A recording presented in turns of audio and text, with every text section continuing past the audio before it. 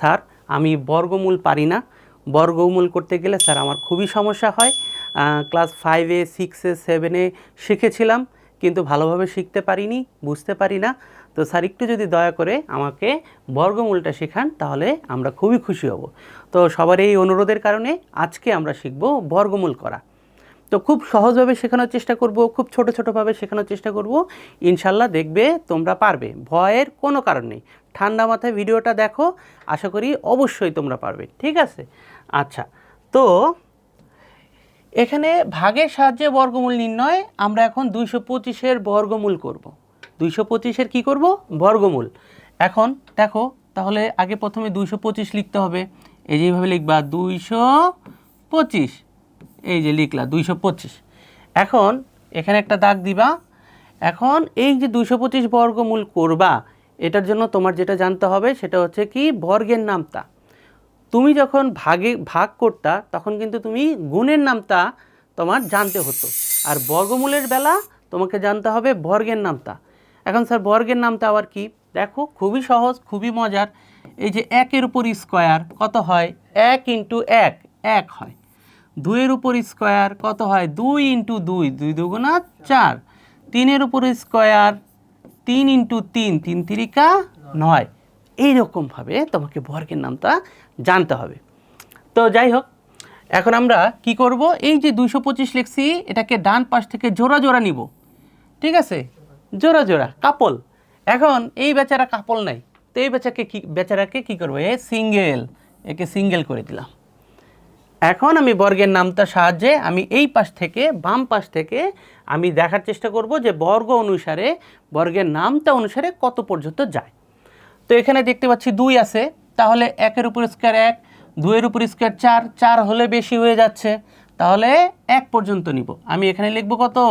1। তাহলে 1-এর উপর স্কোয়ার লিখলে কত হয়? 1 হয়। এরপর আমি এটাকে এখানে বিয়োগ করার চেষ্টা করব। 2 থেকে 1 বাদ দিলে 1, আর এখানে 25, জোড়া 25 নেমে যাবে, নামলো। এরপর এই যে সিঁড়ির মতো করে আরেকটা দাগ। এখন এখানে তুমি যে 1 লিখছো, এই 1-এর ডাবল লিখতে হবে। ডাবল, বর্গ না কিন্তু, ডাবল। তাহলে 1-এর ডাবল কত? 1-এর ডাবল 1 × 2, 2 1-এ 2, তাহলে এখানে হবে 2। এই যে এখানে 2 তোমাকে লিখতে হবে। এইখানে জায়গাটুকু তোমাকে একটু ফাঁকা রেখে দিতে হবে। এখন এই ফাঁকা জায়গায় আমি কি লিখব? এমন একটা সংখ্যা লিখব, যেই সংখ্যা লিখলে ওই সংখ্যা দ্বারাই গুণ করলে 125 হবে। এমন একটা সংখ্যা লিখতে হবে যেই সংখ্যাটা লিখলে ওই সংখ্যা দ্বারাই গুণ করতে হবে, গুণ করে আমাকে 125 অথবা 125-এর কাছাকাছি আসতে হবে। এখন এরকম কোন সংখ্যা?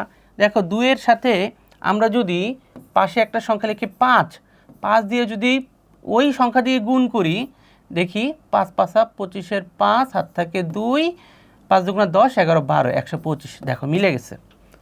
তাহলে কোন সংখ্যা নিব?